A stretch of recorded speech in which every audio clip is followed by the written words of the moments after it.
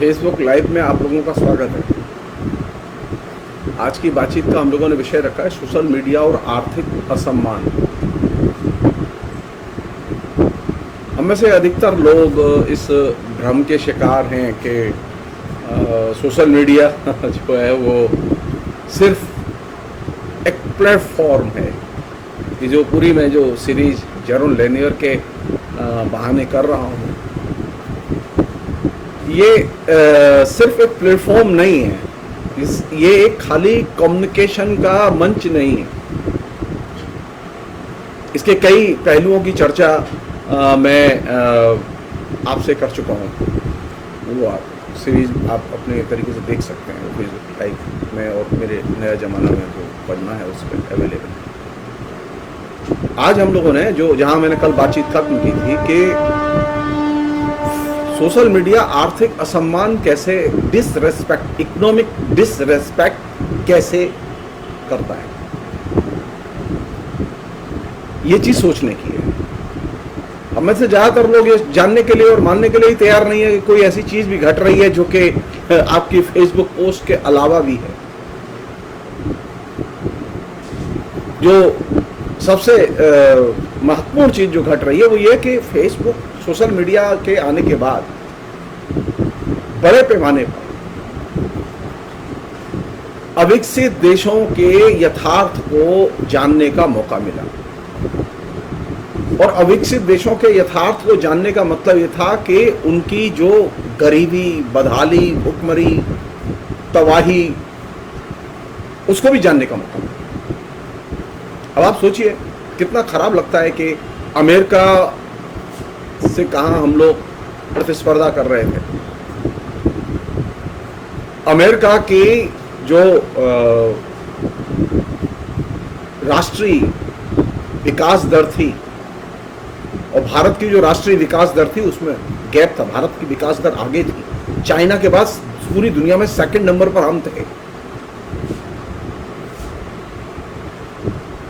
लेकिन पिछले 7 साल में कुछ ऐसा करिश्मा हुआ मोदी जी के नेतृत्व में कि अब हम माइनस ग्रोथ, पहले 7-8%, 9% तक ग्रोथ थी, राष्ट्रीय विकास दर थी, और अभी क्या है, माइनस। कहां तक पहुंच गए थे हम? 24-25% माइनस तक हमारी ग्रोथ पहुंच गई थी। उससे अभी निकले नहीं है, लगातार झूठ बोल रहे हैं ये लोग। कभी कहते हैं -7, कभी 8, लेकिन ये माइनस नहीं लिखते, खाली लिखते हैं 7% ग्रोथ। तो ऐसा लगता है आपको इल्यूजन के हम 7% मोदी के युग में, अब हम मनमोहन के युग से आगे जा रहे हैं, जो गलत है। तो कहने का मेरा मतलब यह है कि पहली बार ऐसा हुआ कि सोशल मीडिया के आने के बाद बड़े पैमाने पर अविकसित देशों की जो गरीबी, भुखमरी, बदहाली, वह एकदम प्रत्यक्ष रूप से सामने आ गई। आप लाख दावा कीजिए कि आपने कोरोना पर बड़ा काम किया है, लेकिन सोशल मीडिया से ये छिपा हुआ नहीं है। सारी दुनिया के लोग ये गलतफहमी में न रहें। नरेंद्र मोदी और उनका जो गैंग है, जो प्रोपेगेंडा करता रहता है 24 घंटे, उसमें मीडिया के लोग भी हैं, उसमें साइबर मीडिया में भी लोग, वो इस गलतफहमी में न रहें कि वो डाटा छुपा लेंगे तो लोगों को पता नहीं चलेगा। वो गलतफहमी है। वैज्ञानिकों ने बड़े सिंपल तरीके निकाल लिए हैं अभी खोज के कि मृत्यु का परसेंटेज निकालने के। तो असल चीज कौन सी है? अब देखिए कितनी बदनामी हुई हमारी कि अब सारी दुनिया के बड़े बड़े विश्वविद्यालय ये बता रहे हैं कि भारत की स्थिति सबसे बदतर है और भारत में 50 लाख से अधिक लोग कोरोना से संक्रमित होकर मरे हैं। और दिलचस्प बात यह है कि 5 लोगों को भी सर्टिफिकेट नहीं दिया गया कि वह कोरोना से उसकी डेथ हुई है।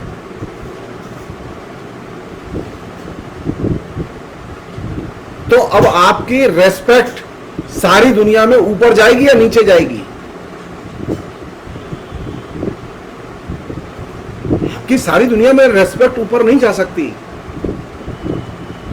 तो सोशल मीडिया के आने के बाद जो सबसे बड़ी चीज घटी है वो ये कि तीसरी दुनिया के देश या अविकसित देश जिन्हें हम लोग कहते हैं, उन अविकसित देशों के आर्थिक जो असमानता के जो भयानक बिंब हैं, इमेजेस हैं, उनकी जो जीवन की वास्तविकताएं, वे एकदम सरफेस पर आ गई। लोग कहते हैं ना, आरएसएस के लोग कूप मंडूकों की तरह बोलते हैं और वो कहते हैं अमेरिका में ज्यादा लोग मरे, भारत में कम लोग मरे। उन इडियट्स को ये मालूम ही नहीं है अमेरिका में कोई भी व्यक्ति बिना इलाज के नहीं मरा। इलाज किया गया और इलाज के दौरान जब वो ठीक नहीं हुआ तो उसकी मौत हुई। हमारे यहां तो इलाज ही नहीं हुआ और व्यक्ति मर गया। मसलन मैं एक छोटा सा उदाहरण दे रहा हूं आपको। अगर आप टैक्स पेयर हैं या आप महामारी के शिकार हुए हैं तो आपके घर बाकायदा पता करने के बाद में बाकायदा सरकारी टीम आएगी, डॉक्टरों की टीम आएगी, बाकायदा वो अपने मास्क वास्क जो भी उस प्लास्टिक जो पहने रहते हैं वो सब पहन के आएंगे और वो आपको उठा के हॉस्पिटल ले जाएंगे और ये कह के ले जाएंगे कि ये ठीक हो जाएगा, तब आपको पास छोड़ जाएंगे। आपने भारत में कहीं ये दृश्य देखा? तो आप अमेरिका के साथ में भारत की तुलना कैसे कर सकते हैं कि भारत में कम लोग मरे, अमेरिका में ज्यादा लोग मरे? जी नहीं। अमेरिका में जो सिस्टम है, अमेरिका में जो पहल है, जो अमेरिका में जो काम किया गया, चाइना में जो सिस्टम है, चाइना में जो पहल है, जो काम किया गया, वो तो भारत में नहीं हुआ। तो आप चाइना से लड़ कैसे सकते हैं? चाइना के बराबर आप ग्रोथ खड़ी कैसे कर सकते हैं? आपके यहां तो 50 लाख से अधिक लोग गाजर मूली की तरह काट के फेंक दिए गए, मर गए वो। और एक हाईकोर्ट को तो यहां तक कहना पड़ा कि ये एक तरह से नरसंहार है।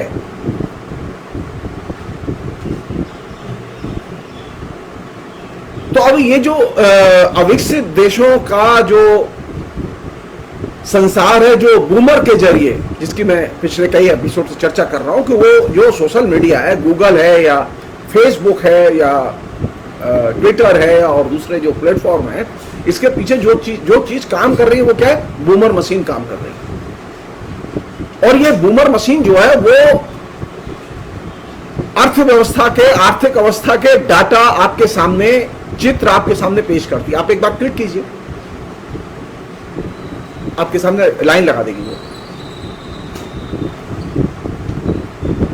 आपको पता चलेगा कि तीसरी दुनिया के देश या अविकसित दुनिया के देश किस तरह की कठिन और तकलीफों से भरी जिंदगी जी रहे हैं।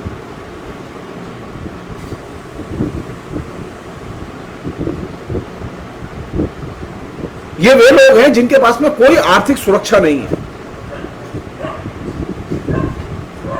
भारत में जो टैक्स पेयर है, जो 30% टैक्स देता है, उस टैक्स पेयर को भारत की सरकार कोई सुरक्षा नहीं देती। अमेरिका में जो टैक्स पेयर है उसको अमेरिका की सरकार तमाम किस्म की सुरक्षाएं देती है। तो कौन सी चीज एक्सपोज होगी? मैं 1 लाख रुपया कमाऊं और 1 लाख में से 30,000 रुपया टैक्स दूं, इसके बावजूद स्थिति ये हो कि मुझे जब कोरोना हो जाए तो न तो मुझे उठाने कोई आए, न मुझे दवा देने कोई आए, न मुझे डॉक्टर देखने कोई आए, और अगर मैं हॉस्पिटल में जाऊं तो हॉस्पिटल में मुझे बिस्तर भी न मिले, और फिर भी हम कहें कि हम अमेरिका से बेहतर हैं। जी नहीं। तो सोशल मीडिया ने ये चीजें एक्सपोज करके सामने लाके एक तरह से एक रियलिटी का हिस्सा तो सामने रखा ही, लेकिन एक तरह से एक डिसरेस्पेक्ट भी आपके प्रति पैदा की है।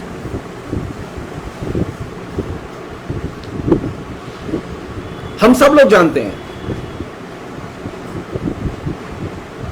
कि पिछले 7 साल का इतिहास जो है वो, और 7 साल का क्यों, अगर मुझसे पूछें आप, तो मैं तो ये कहूंगा कि पिछले तकरीबन 30-35 साल का इतिहास आपका बिल्कुल एकदम आर्थिक तौर पर पामाली का इतिहास रहा है।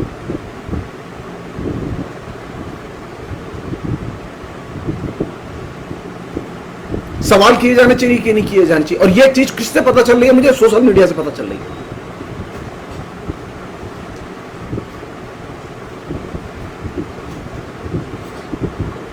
तो किस वजह से, ये कौन सा ट्रैक है जिस पर हम लोग चलते रहे हैं? ये न्यू लिबरलाइजेशन का ट्रैक है जिस पर कि हमारी सरकारें चलती रही हैं। नरसिम्हा राव के जमाने से जो सिलसिला शुरू हुआ और वो अभी मनमोहन सिंह से होते हुआ वो अभी नरेंद्र मोदी के जमाने में क्लाइमैक्स पर है। वो आप क्या सोच रहे हैं कि अगर महामारी आई होती और मनमोहन सिंह की सरकार होती तो बेरोजगारी नहीं होती? ये गलतफहमी दिमाग से निकाल दें हम लोग। मुश्किल ये है कि मनमोहन सिंह सुनते, नरेंद्र मोदी सुनता ही नहीं है, उसके कान ही नहीं है।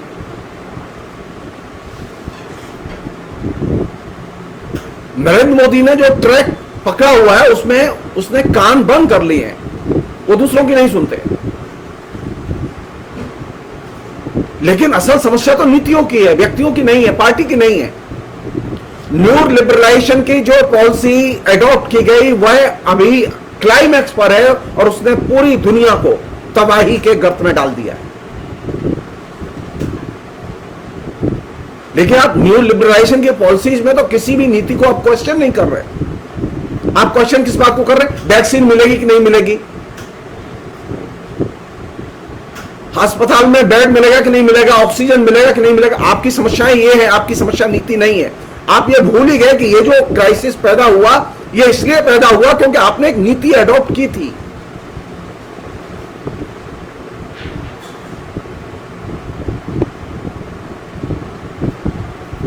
तो हमारे जो आर्थिक तौर पर जो समर्थ होते हैं,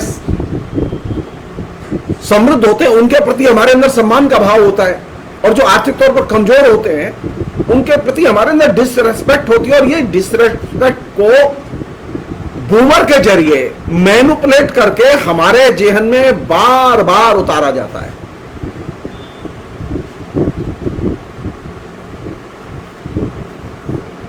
मसलन जो लोग ये सोचते हो कि अमेरिका में सब कुछ ठीक है, ऐसा भी नहीं।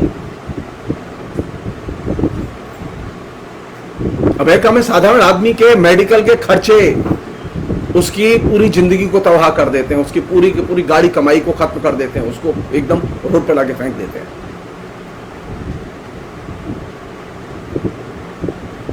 कौन सी चीज देखनी चाहिए हमें? जब हम सोशल मीडिया में जाते हैं तो क्या चीज दिखाई देती है हमें? कौन लोग बच जाते हैं इसमें? जेनरल लेनियर कहते हैं कि अमेरिका में भी वे लोग जो कि साधारण लोग हैं, वे लोग जब उनके मेडिकल बिल आते हैं और मेडिकल के खर्चे की मार पड़ती है तो वे एक तरह से ग्रह विहीन हो जाते हैं, उनको घर बेचने पड़ते हैं अपने। इस पूरे दौर में सबसे ज्यादा तबाह कौन लोग हुए? वही लोग हुए जिनके पास पैसे नहीं थे, जिनके पास बचत नहीं थी, उनको घर बेचने पड़े। 2007, 8, 9 में जो रिसेशन आया, जो मंदी आई, उसमें सबसे ज्यादा तबाह वही लोग हुए। बच कौन लोग गए? वे लोग बच गए जिनके पास कंप्यूटर हब थे, जिनके पास कारखाने थे, जिनके पास छोटा व्यवसाय था, वे लोग बच गए।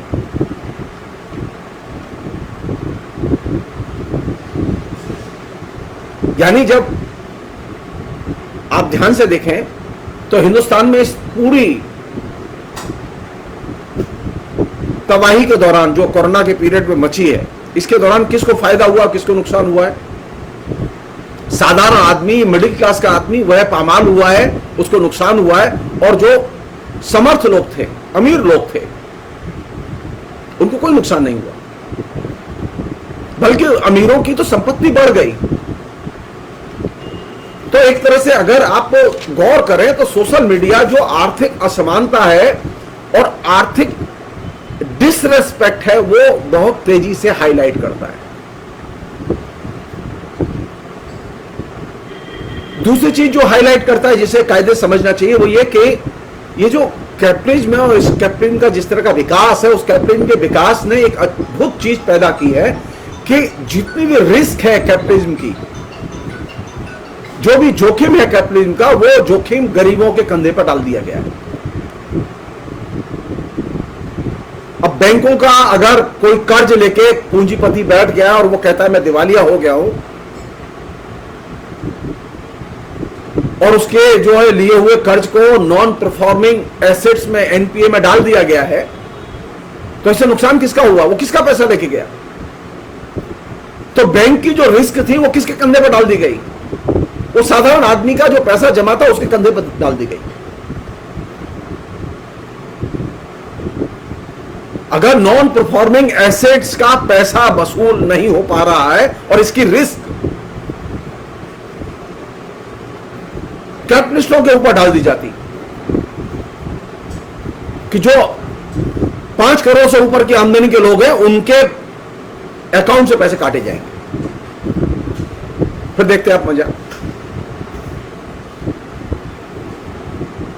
या यही कर दिया जाता कि नहीं, नॉन परफॉर्मिंग एसेट्स का जो पैसा है वो सांसदों के फंड से वसूला जाएगा।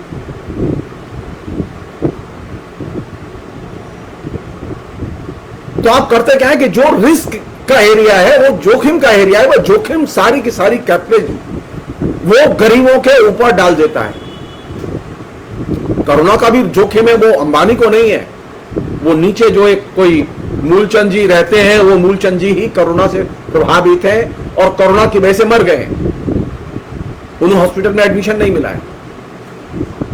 आपने आज तक सुना किसी भी अमीर को हॉस्पिटल में एडमिशन ना मिला हो?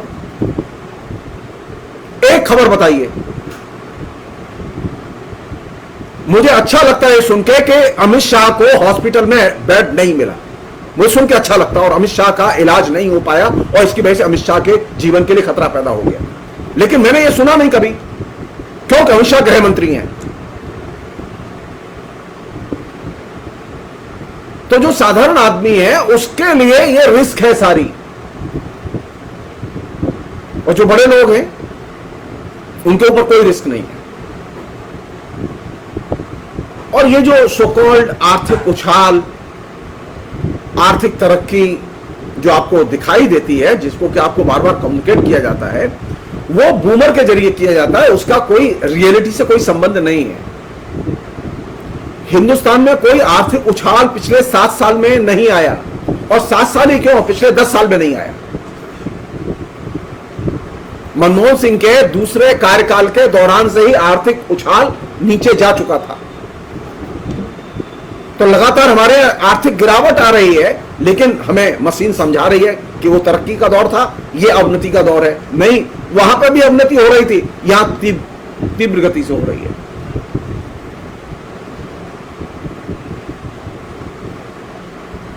तो अगर गौर से देखें तो पिछले 10 साल में, यानी मनमोहन सिंह के कार्यकाल की तुलना में नरेंद्र मोदी के कार्यकाल में बूमर ने गरीबी को बढ़ाने में, गरीबी का डाटा बढ़ाने में मदद किया, कमी की है।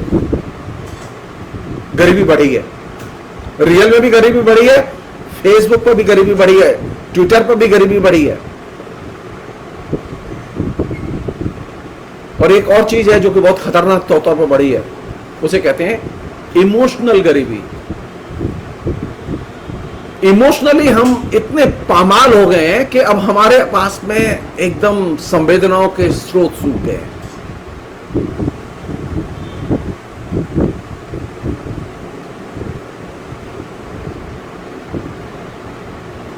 पहले कम से कम हम गरीब थे लेकिन इमोशनली स्ट्रांग थे, इमोशनली समृद्ध थे। हम एक दूसरे के सुख दुख में जाके रोते थे, बैठते थे। लेकिन अभी तो आपके पास में स्थिति है कि आपके पास में इमोशनली शेयर करने के लिए फेस टू फेस कुछ होता ही नहीं है। आप मोबाइल पर भी बात करते हुए डरते हैं कहीं वो आदमी आपसे कहीं अपना दुख व्यक्त न कर बैठे, और दुख व्यक्त करता है तो हम लोग झूठ बोलते हैं। तो एक जो सबसे भयानक चीज घटी है, सोशल मीडिया पे एक्टिव रहते हुए, जहां आपके व्यापक संपर्क है, व्यापक कॉन्टैक्ट है, सब कुछ व्यापक है, लेकिन आप इमोशनली पुअर हैं। तो आर्थिक गरीबी का ही एक्सपोजर नहीं बढ़ा है, उसके प्रति ही डिस्ट्रेस, यानी गरीब के प्रति असम्मान का भाव ही नहीं बढ़ा है, बल्कि इमोशनल गरीबी भी बढ़ी है। और इमोशनल गरीबी का बढ़ना ज्यादा खतरनाक है। पहले कम से कम हमारे पास संवेदनाएं तो थी, पैसा नहीं था तो क्या था, संवेदनाएं थी। लेकिन अब तो ये पैसा तो बहुत है लेकिन संवेदनाएं एकदम नहीं है। और यही वह जगह है जहां से कि जेरोम लेनियर इसकी आलोचना करते हैं कि ये जो सोशल मीडिया है, जो कि कहने के लिए सोशल मीडिया है, लेकिन एसेंशियली ये क्या है, ये अनसोशल मीडिया है। एक अन्य चीज वो ये कि ये जो बूमर मशीन है, जो कि फेसबुक, ट्विटर, इंस्टाग्राम और ये तमाम जो सोशल मीडिया के प्लेटफॉर्म हैं, इनके जरिए ऑपरेट करती रहती है। आजकल वो आपके अकाउंट में भी ऑपरेट करती है, वो आपकी तमाम किस्म के यूट्यूब वगैरह के चैनल्स में भी ऑपरेट करती है। तो उसने एक नए किस्म का प्रेशर पैदा किया है। प्रेशर क्या है कि जैसा कि मैंने पिछली एक बातचीत में कहा था कि एक प्रेशर ये पैदा किया कि आप को फ्री सॉफ्टवेयर अवेलेबल है और ओपन है, और आप फ्री सॉफ्टवेयर और ओपन होने के कारण ये सबके लिए उपलब्ध है, इसकी वजह से आप इसमें आते हैं। और क्यों आते हैं आप इसमें? आप इसलिए आते हैं क्योंकि अब आपको वो प्रेशराइज करता है कि अब आप इसका व्यापारिक इस्तेमाल करें। और हमारे अच्छे ज्ञानी, ध्यानी, पढ़े लिखे लोग अब इस ट्रैप में फिर आ चुके हैं।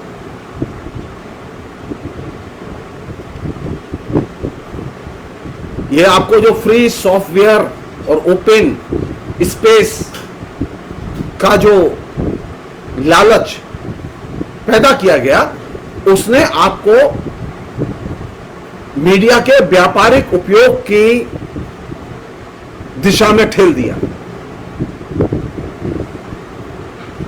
तो मीडिया का व्यापारिक उपयोग तो वो पत्र पत्रिकाएं भी कर रही थी,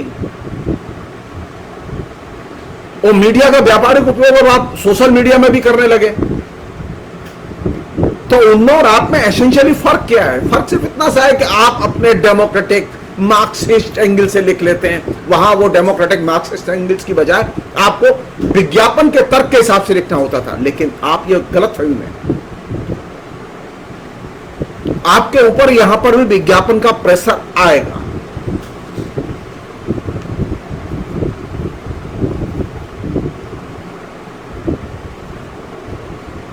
जेरोम लेनियर ने बड़ा बढ़िया नाम दिया है कि ये जो सोशल मीडिया में जो व्यापारिक प्रेशर और इस प्रेशर में जो लोग आ गए, हम लोग जो काम कर रहे हैं इसमें, हम लोग क्या हैं?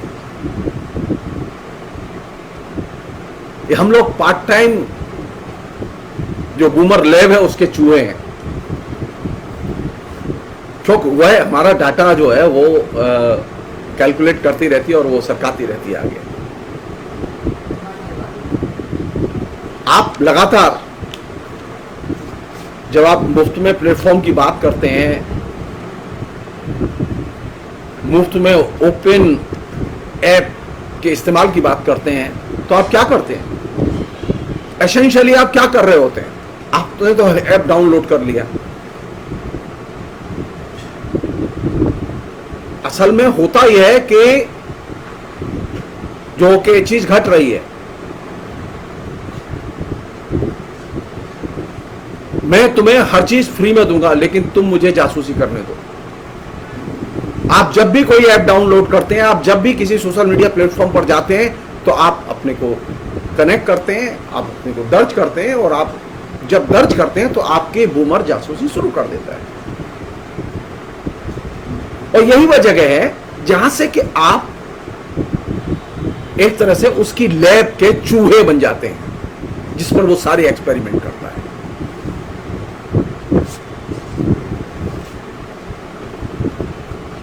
और दूसरा एस्पेक्ट इसका यह है कि जिसने कि काफी तेजी से ध्यान खींचा है थ्योरेटिकल, वो ये कि आप लगातार जो तमाम किस्म के गैजेट्स और ऑब्जेक्ट्स हैं, ये इनमें आप व्यस्त रहते हैं। मैंने भी खरीदे हैं, मैं भी अभिशप्त हूँ इस गैजेट्स को और ऑब्जेक्ट्स को खरीदने के लिए,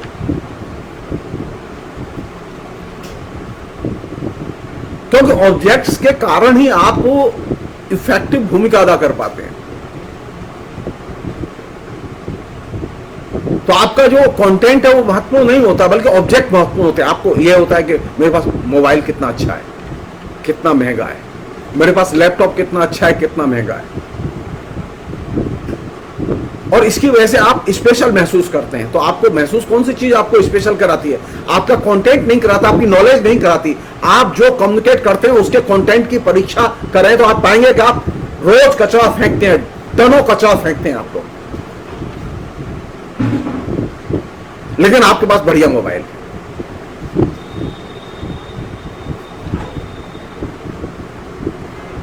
अगर आपके पास ऑब्जेक्ट रहेगा, आपके पास गैजेट्स रहेंगे, तो आप अपने को सुरक्षित और संरक्षित महसूस करते हैं।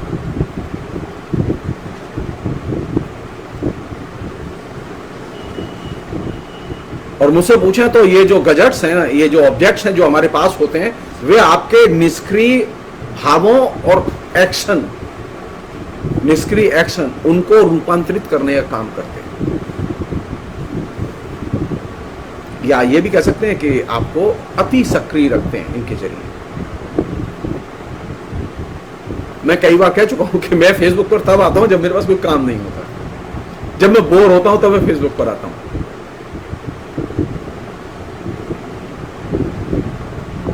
लेकिन जब मेरे पास काम होता है तो मैं फेसबुक पर नहीं आता। एक और चीज है जो कि इसमें इनबिल्ट काम कर रही है, जिसने कि हम लोगों के दिमाग को एकदम पकड़ रखा है। वो जैसे हम काम की तरह काम करते हैं ना, या काम के लिए काम करते हैं, उसी तरह यहां पर एक संचार के लिए संचार की धारणा काम कर रही है। और संचार के लिए संचार की धारणा का मतलब क्या है?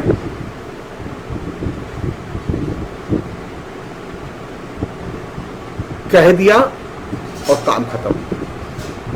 मुझे जो बोलना था मैंने कमेंट्स कर दिया, मुझे जो बोलना था मैंने फेसबुक टाइमलाइन पर लिख दिया, मुझे जो बोलना था मैंने वीडियो बना के डाल दिया। यानी कह दिया और काम खत्म। जबकि वास्तविकता यह है कि आपके कहने के बाद काम शुरू होता है।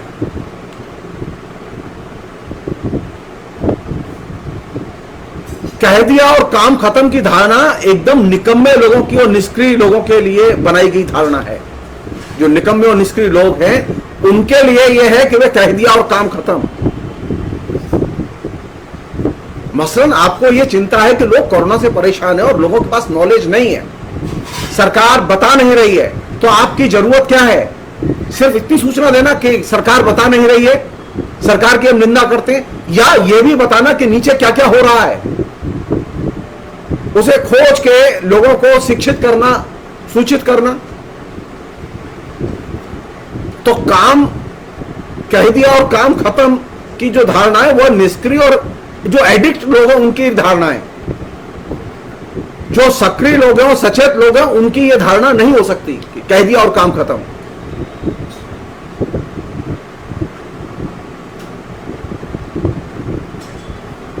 अगर आप ये मानेंगे कह दिया और काम खत्म, तो आप संचार के लिए संचार की धारणा का इस्तेमाल कर रहे होते हैं, जैसे कला के लिए कला का इस्तेमाल लोग करते थे।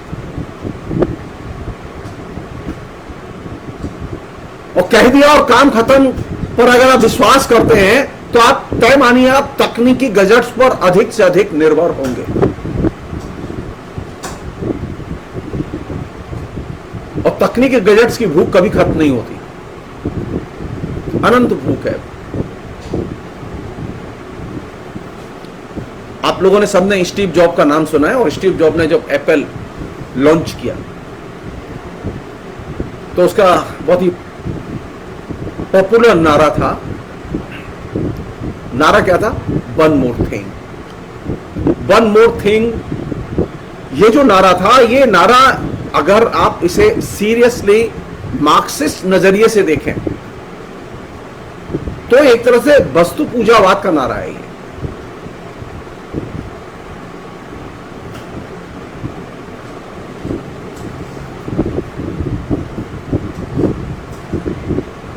वन मोर थिंग की धारणा, जिसको कि स्टीव जॉब ने पॉपुलर बनाया और इसके जरिए एप्पल घर घर पहुंच गया, उसने इनडायरेक्टली यह चीज भी कम्युनिकेट की कि आप के पास में हमेशा अभाव रहता है और अभाव की पूर्ति के लिए आपको गैजेट्स चाहिए। और इनारा क्लिक कर गया और स्टीव जॉब जो है वो उनकी कंपनी सारी दुनिया में टॉप पर पहुंच गई।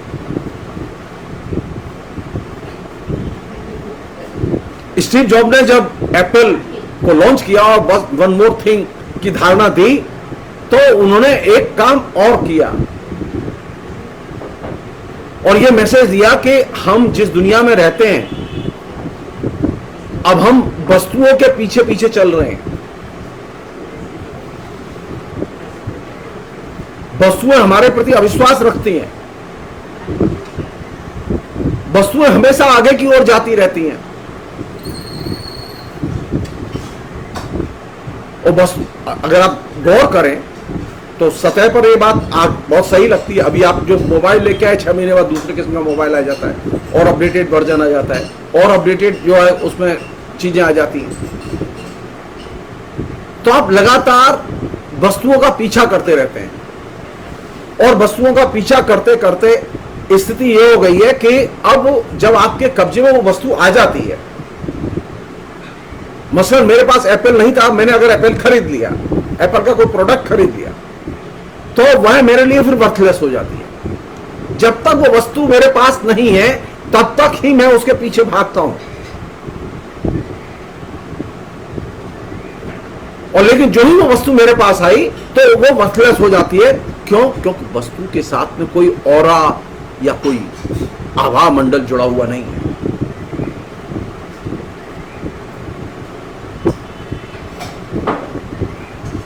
दूसरी चीज यह कि जब हम वस्तु के साथ होते हैं और वस्तु का इस्तेमाल करते हैं, जैसा कि हम लोग कर रहे हैं, तो वस्तु हमेशा अपना विकास करती है, क्योंकि हम उसका इस्तेमाल करते हुए लगातार यही सोचते हैं कि अब इस वस्तु का नया मॉडल कब आने वाला है। इस क्रम में जो वस्तु जिसका आप इस्तेमाल कर रहे हैं, जो गैजेट्स जिसका आप इस्तेमाल कर रहे हैं, उसमें एक इनबिल्ट अनिश्चितता होती है और एक अविश्वास होता है। और यह अनिश्चितता और अविश्वास ये कंटिन्यूअसली हर गैजेट आपको कम्युनिकेट करता रहता है। और यही वजह है कि हम इस चक्कर में हर बार एक नए मॉडल की और एक नए गैजेट्स की खोज करते रहते हैं। और ये जो वस्तु की जो अनिश्चितता है और जो अविश्वसनीयता है, यही वस्तु को वर्थलेस बनाती है। और यही वजह वस्तु और हमारे जीवन के बीच में एक तनाव बना रहता है और हमारे अंदर एक नए मॉडल की चाह बनी रहती है और मॉडल पे मॉडल आते रहते हैं। और यही वजह कि जो वस्तुओं का संसार हमारे इर्द गिर्द इकट्ठा हुआ है और वो लगातार बढ़ रहा है, ऑब्जेक्ट हमारे इर्द गिर्द बढ़ रहे हैं, हमारे जीवन में विडंबनाएं भी उतनी ही ज्यादा बढ़ रही हैं। और हम किस चीज के एडिक्ट हो गए? कम्युनिकेशन और कनेक्टिविटी, इन दो चीज के एडिक्ट हो गए। हमें सब समय मोबाइल फोन चाहिए जो कनेक्टेड हो, हमें कनेक्टिविटी भी चाहिए, इंटरनेट का कनेक्शन भी होना चाहिए उसमें। तो हमारे पास में जो भी खाली समय होता है तो हम उसका इस्तेमाल क्या करते हैं? इस कम्युनिकेशन और कनेक्टिविटी में। और आपकी कोशिश ये होती है कि आप इस कनेक्शन और कनेक्टिविटी के जरिए, कम्युनिकेशन और कनेक्टिविटी के जरिए आप अपने जीवन में जो बेचैनी है उससे आप एस्केप कर सकें। और एस्केप करने के चक्कर में आप एक ऐसी हाइपर फंक्शनल मशीन के हिस्सा बन जाते हैं जिसकी कि आपने कभी कल्पना नहीं की थी, जिसके आपने कभी दर्शन नहीं किए। वह मशीन फिर आपके आचरण को, आपके व्यवहार को निर्देशित और संचालित करने लगती है। वही है बूमर मशीन। और वही चीज है जिसने कि आपको ग्लोबल तकनीकी व्यवस्था का हिस्सा बना दिया है।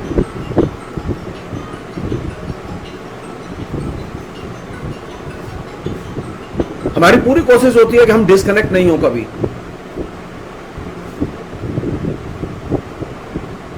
इसी प्रसंग में मार्शल मैक्लुहान, जो मीडिया के बहुत बड़े सिद्धांतकार थे, उन्होंने गैजेट्स को एक तरह से नारकोटिक्स की संज्ञा दी थी। उन्होंने कहा था गैजेट्स किसके लिए हैं? गैजेट्स उसके लिए हैं जो पलायन करना चाहते हैं। गैजेट्स उसके लिए जो पलायन के लिए तैयार हैं। गैजेट्स उनके लिए जो बेचैनी से पलायन करना चाहते हैं।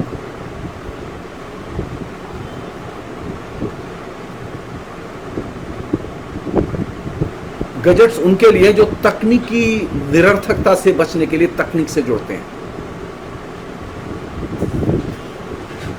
और यही वह जगह है जहां से कि आपको एक नई तरफ, एक नई दुनिया की ओर देखने की जरूरत है। और वह इसलिए भी जरूरत है कि आपके सामने एक नया आदर्श और एक नई समस्या पैदा की है। वो नई समस्या क्या पैदा की है कि अब आप मशीन के जरिए यानी सोशल मीडिया में जो आपके पास में प्लेटफॉर्म है, जहां आपकी मेंबरशिप है, आप जहां यूजर हैं,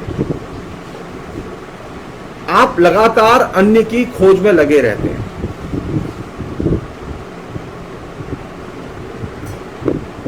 आपको लगातार अन्य की खोज की जरूरत क्यों पड़ती है? उसने क्या लिखा है, उसके यहां क्या हो रहा है, वहां क्या घट रहा है, ये क्यों जरूरत पड़ती है आपको? या फिर आप क्या करते हैं? आप स्वयं की खोज में लगे रहते हैं। और यही दो चीजें हैं जो कि मशीन के प्रति अंधविश्वास पैदा करती है। ऐसा नहीं भगवान की पूजा, मंत्र, पंडित, यहां पर ही अंधविश्वास होता है, मशीन के प्रति भी अंधविश्वास होता है। और मशीन के प्रति अंधविश्वास ज्यादा खतरनाक होता है। सामंती और पूर्व सामंती दौर में जो अंधविश्वास पैदा हुए थे, उनसे ज्यादा खतरनाक होता है।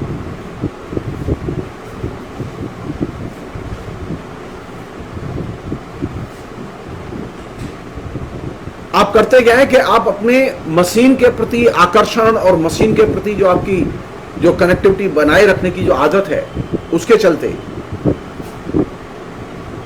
आप सूचना के आतंक या सूचना के भय से बचने के लिए आप वे खबरें नहीं पढ़ते जो डिस्टर्ब करती हैं आपको। यानी आप गरीबी की खबरें नहीं पढ़ते, आप मजदूरों की हड़ताल की खबरें नहीं पढ़ते, आप मजदूरों की तकलीफों की खबरें नहीं पढ़ते, आप तमाम मध्य वर्ग में जो इस समय पामाली एकदम पैर पसार चुकी है, आप उसकी खबरें नहीं पढ़ते। आप उससे एस्केप करना चाहते हैं क्योंकि वो उसको पढ़ने से आपको तनाव होता है और बेचैनी होती है। तो आप करते क्या हैं? आप अपनी जीवित जो स्मृति है उसे नष्ट कर रहे होते हैं, क्योंकि आप ऐसी वस्तुओं में उलझ जाते हैं और ऐसी चीजों में उलझ जाते हैं, ऐसी चीजों की चर्चा करते हैं जिनकी कि आज कोई प्रासंगिकता नहीं है। और आप प्रैक्टिकली अगर मुझसे पूछे तो साइबर सर्वहारा हो जाते हैं। आपके पास कुछ नहीं होता, आप सिर्फ एक प्रोडक्ट होते हैं, जैसा कि लेनियर कहते हैं। और जब आप प्रोडक्ट होते हैं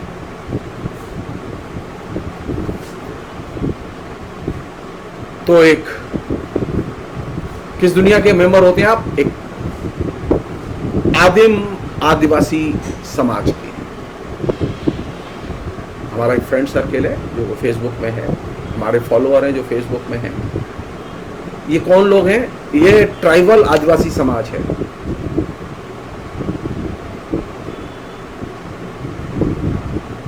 ये वे लोग हैं जो कि मतदाता या नागरिक के विचारों की अवहेलना करते हैं, उनकी जरूरतों की अवहेलना करते हैं।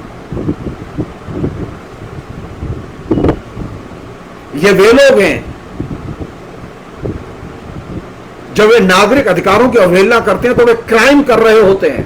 आपको ऐसे लोग मिलेंगे जो आए दिन नागरिक अधिकारों पर जो हमले हो रहे हैं उन्हीं के खिलाफ लिखते रहते हैं। जो शिकार है नागरिक अधिकारों पर हमले के, उन्हीं के खिलाफ लिखते रहते हैं।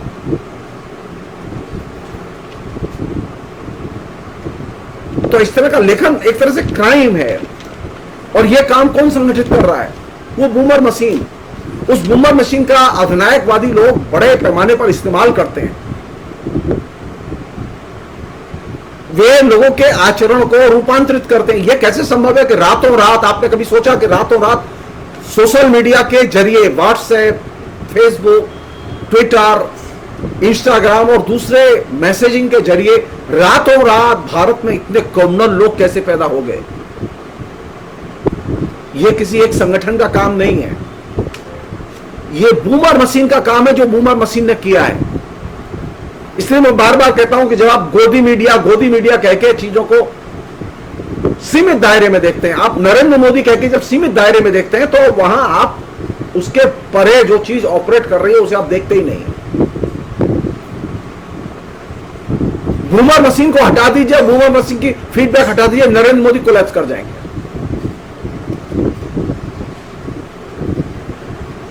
आज सारे सोशल मीडिया को बंद कर दीजिए हिंदुस्तान में, हिंदुस्तान की जनता लड़ लेगी, नरेंद्र मोदी नहीं लड़ पाएंगे। नरेंद्र मोदी घर घर नरेंद्र मोदी जो है वो घर घर से नरेंद्र मोदी गायब हो जाएगा।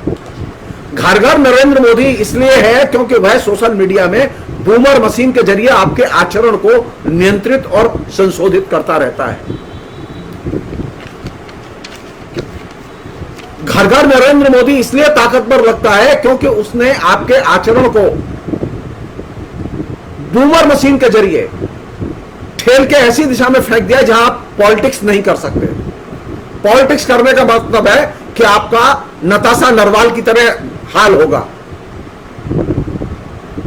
जो यंग लड़के जो बिना किसी क्राइम के यूएपीए में बंद कर दिए गए, जिनका कोई अपराध नहीं है, जिन्होंने जीवन में एक चींटी तक नहीं मारी, उनको राजद्रोह के केस में फंसा के बंद कर दिया गया, उनका पूरा कैरियर बर्बाद कर दिया गया। किसके जरिए? किसके जरिए ओपिनियन बनाई गई? सोशल मीडिया के जरिए। और सोशल मीडिया के जरिए ओपिनियन बनाने में सबसे बड़ी भूमिका किसकी? बूमर मशीन की, जिसका इस्तेमाल फेसबुक करता है, ट्विटर करता है, गूगल करता है, ये तमाम बड़ी कंपनियां करती हैं।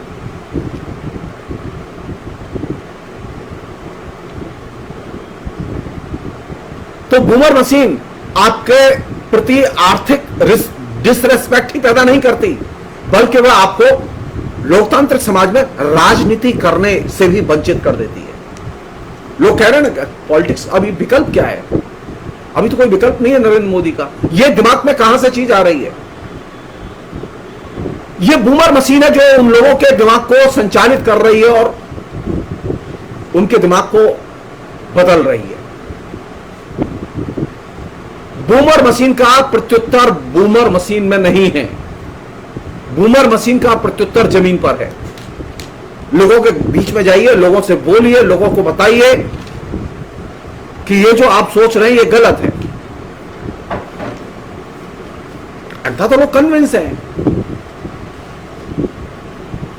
एक अन्य चीज, और जो और भी ज्यादा कुछ लोग हैं ऐसे जो कि ये सोचते हैं कि सोशल मीडिया का विकास होगा, सोशल मीडिया का ज्यादा इस्तेमाल होगा तो युवाओं में लोकतंत्र का विकास होगा। जी नहीं, सारी दुनिया का एक्सपीरियंस है यह कि सोशल मीडिया के विस्तार ने सबसे अधिक, बूमर मशीन के विस्तार ने सबसे अधिक अगर किसी चीज को और किसी समुदाय को प्रभावित किया है तो वो युवा हैं, नौजवानों को सबसे अधिक प्रभावित किया है। नौजवानों को प्रभावित करके बूमर मशीन ने सारी दुनिया में सोशल मीडिया के जरिए एंटी डेमोक्रेटिक फीलिंग्स, अधिनायकवादी प्रवृत्तियों के प्रति आकर्षण और तमाम किस्म के नस्लवादी और सांप्रदायिक संगठनों के प्रति आकर्षण और उनकी विचारधारा के प्रति आकर्षण पैदा किया है। आप याद कीजिए कि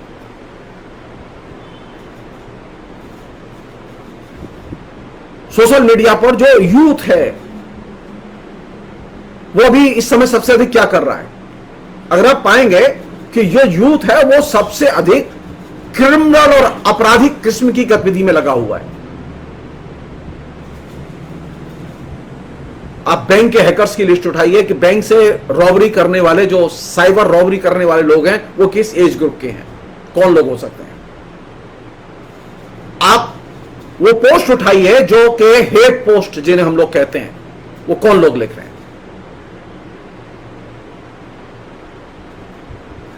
यह हिंदू मुस्लिम का जो विद्वेष है, इसे पैदा करने में और इस दिशा में ठेलने में बूमर मशीन की बहुत बड़ी भूमिका है। तो युवा लोगों को सारी दुनिया में बूमर मशीन ने बड़े पैमाने पर कम्युनल बनाने में, नस्लवादी बनाने में केंद्रीय भूमिका अदा की, जिसे लोग डिस्कस करने के लिए तैयार नहीं है। वे सुपरफिशियल पॉलिटिक्स डिस्कस करना चाहते हैं। आप सुपरफिशियल पॉलिटिक्स डिस्कस करके, आप नरेंद्र मोदी को हटा के और बूमर को बनाए रख के आप यह काम नहीं कर सकते। आपको लोगों को यह बताना ही होगा कि असल में मुसीबत की जड़ कहां है, कौन है जो संचालित कर रहा है। मैं एक उदाहरण दे रहा हूं आपको, उससे आप चीजों को समझ सकते हैं। जिस समय सो कॉल्ड अरब क्रांति इजिप्ट में शुरू हुई, जिसमें के हजारों नौजवानों ने भाग लिया, और सो कॉल्ड अन्ना क्रांति जो शुरू हुई भारत में, जिसमें हजारों नौजवानों ने भाग लिया, ये दोनों चीजों ने कौन सी चीज पैदा की? और ये दोनों ही क्रांतियां, सो कॉल्ड अन्ना क्रांति और सो कॉल्ड अरब क्रांति, ये दोनों ही क्रांतियां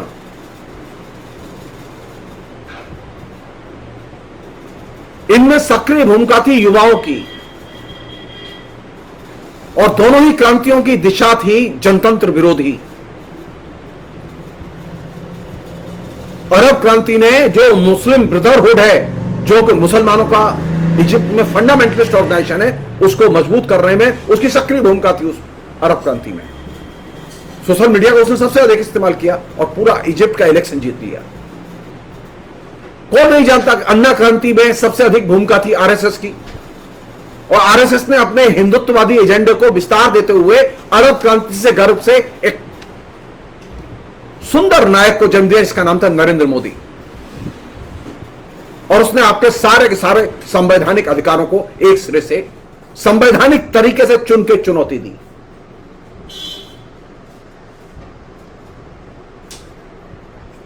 कोरोना के आने के बाद तो नरेंद्र मोदी ने सारे के सारे फैसले एग्जीक्यूटिव आदेश के जरिए लिए हैं। डेमोक्रेसी कोई भूमिका ही नहीं है, डेमोक्रेटिक संस्थानों में कोई भूमिका ही नहीं है।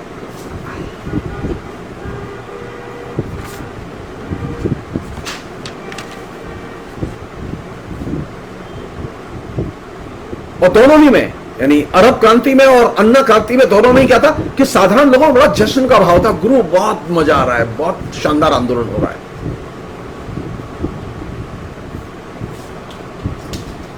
नरेंद्र मोदी ने इस टेक्नोलॉजिकल रेवोल्यूशन को, सोशल मीडिया के इस पहलू को बूमर के जरिए सबसे अधिक इफेक्टिवली मैनिपुलेट किया। वैसा ही मैनिपुलेट किया जिस तरह से मुस्लिम ब्रदरहुड के लोगों ने इजिप्ट में मैनिपुलेट किया था।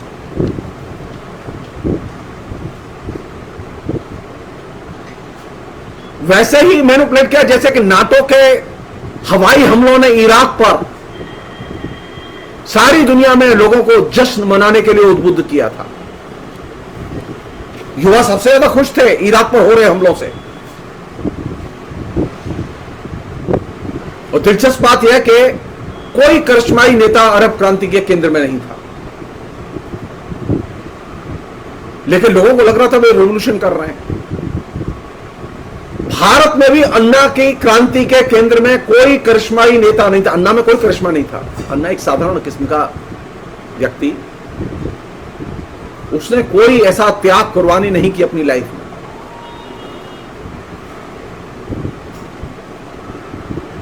तो ये जो सोकॉल्ड साइबर क्रांति जो अन्ना के समय पे या अरब क्रांति के समय दिखाई दे रही थी, उसने सबसे अधिक प्रभावित किया युवाओं को। लेकिन वहां तो सिर्फ कम्युनिकेशन था, कोई क्रांति नहीं थी। क्रांति का मतलब है आमूल चूल सामाजिक परिवर्तन। अन्ना क्रांति का कोई घोषणा पत्र नहीं था। अरब क्रांति का भी कोई घोषणा पत्र नहीं था, अन्ना क्रांति का भी कोई साझा कार्यक्रम नहीं था और अरब क्रांति का भी कोई साझा कार्यक्रम नहीं था। अरब के लोग और भारत के लोग नहीं जानते थे कि अन्ना क्रांति के बाद भारत में क्या होगा। अरब के लोग नहीं जानते थे कि अरब क्रांति के बाद अरब में क्या होगा, इजिप्ट में क्या होगा।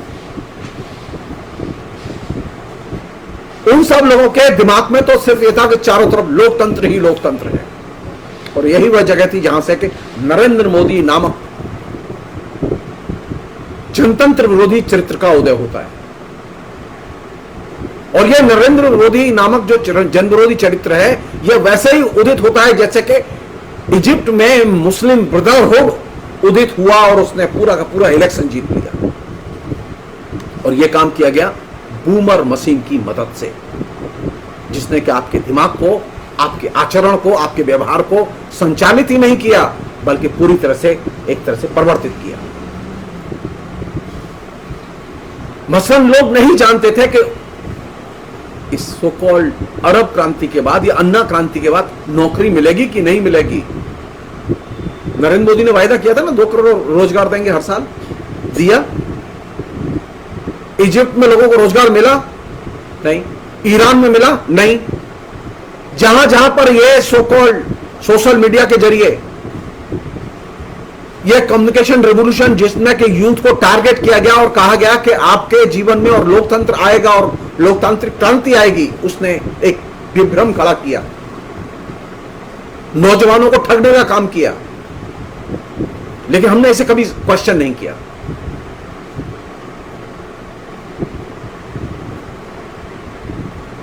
नौजवानों की मुश्किल क्या है कि वे लोकतंत्र को, ये जो सामूहिक नेटवर्क है, आप जब सोशल मीडिया में जुड़ते हैं तो आप क्या करते हैं, आप लोकतंत्र से नहीं जुड़ रहे होते, आप सामूहिक नेटवर्क से जुड़ रहे होते हैं। और सामूहिक नेटवर्क का मालिक कौन है? बूमर। बूमर का मालिक कौन है? जो उसको विज्ञापन देता है, जिसने बूमर को लोगों को प्रायोजित करने के लिए ठेका दिया हुआ है। तो आप कर क्या रहे थे? लोकतंत्र के साथ में सामूहिक नेटवर्क को कंफ्यूज कर रहे थे। तो जो लोग कह रहे थे कि हमारी अरब क्रांति में आस्था है, अन्ना क्रांति में आस्था है, वे असल में लोकतंत्र के प्रति आस्था व्यक्त नहीं कर रहे थे, वे नेटवर्क के प्रति आस्था व्यक्त कर रहे थे। और आपने एक चीज नोटिस की होगी, अन्ना के जाने के बाद, अन्ना रेवोल्यूशन के खत्म होने के बाद हिंदुस्तान में लोकतंत्र का तेजी से और ह्रास बढ़ा है, पतन हुआ है उसका।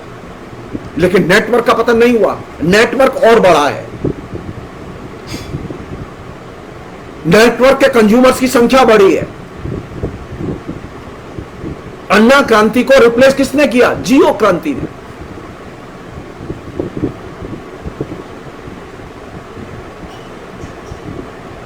और ये जो नेटवर्क क्रांति है, जिसको कि आप लोकतंत्र की क्रांति समझ रहे थे, ये एक तरह से सेल्फ ऑर्गेनाइज है। और इस सेल्फ ऑर्गेनाइज में खाली नेटवर्क में के प्रति सक्रियता, नेटवर्क में सक्रियता, इसी के प्रति सिर्फ आस्था व्यक्त करते हैं। आप लोकतंत्र के प्रति आस्था व्यक्त नहीं करते।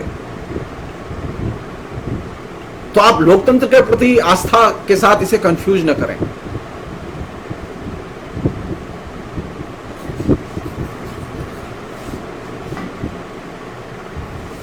आपने कभी सोचा कि फेसबुक और ट्विटर पर कितने लोगों को नौकरी मिलती है? कितने लोगों को नौकरी दिलवाई इसने? कोई नौकरी नहीं दिलवाई। नौकरी का आख्यान तो मिलेगा ही नहीं।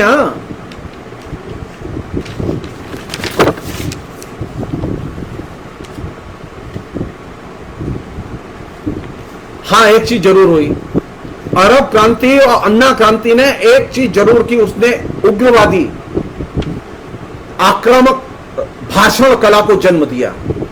एक ऐसी भाषण कला को जन्म दिया जो शुद्ध झूठ पर आधारित है। और उसने युवाओं को बड़े पैमाने पर प्रभावित किया।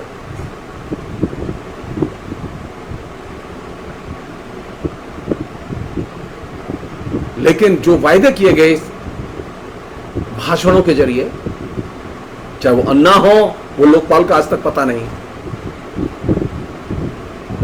लोकपाल कहीं एक्टिव दिखाई ही नहीं देता, कुछ है ही नहीं। इतना महान आंदोलन लोकपाल के लिए, लोकपाल कहीं एक्टिव है ही नहीं।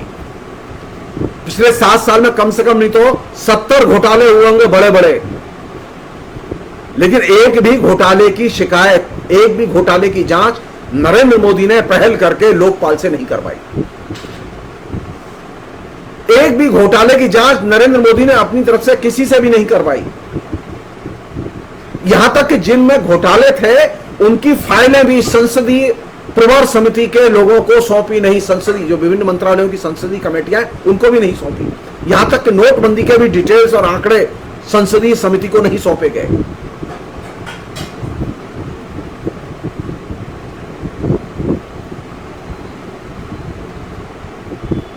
कहने का मतलब यह कि आप जितना सोशल मीडिया की जो धूप बढ़ेगी, बूमर का उतना ही दबाव और उसके हमारे व्यवहार और आचरण को परिवर्तित करने में भूमिका बढ़ेगी और उससे लोकतंत्र और ज्यादा क्षतिग्रस्त होगा।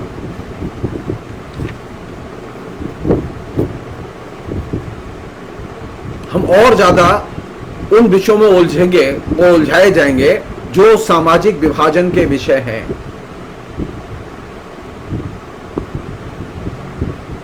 वो सामाजिक विभाजन का विषय वो गौ हत्या से संबंधित हो सकता है, वो लव जिहाद से संबंधित हो सकता है, वो नए नागरिकता कानून से संबंधित हो सकता है, वो कोई और विषय लाके, राज्यों के विभाजन का विषय लाके आपके बीच में विभाजन की दरार पैदा की जाए।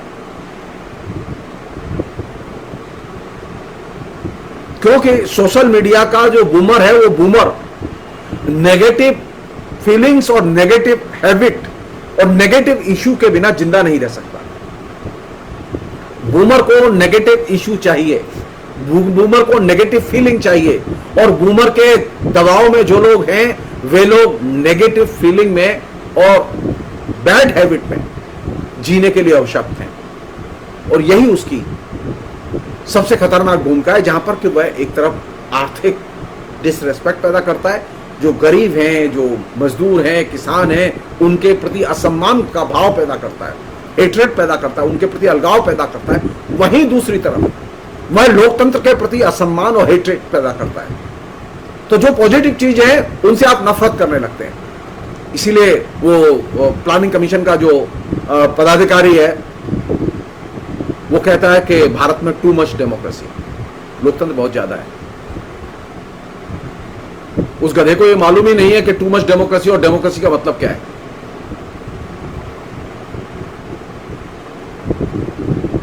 लोकतंत्र का कोई अंत नहीं है, लोकतंत्र का कोई अंत नहीं है, लोकतंत्र की कोई सीमा नहीं है।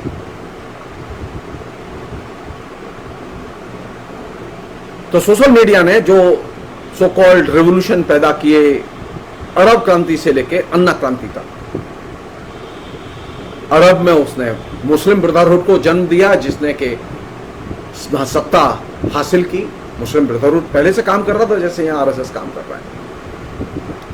वो मुसलमानों फंडामेंटलिस्ट ऑर्गेनाइजेशन है, ये हिंदुओं का फंडामेंटलिस्ट ऑर्गेनाइजेशन है।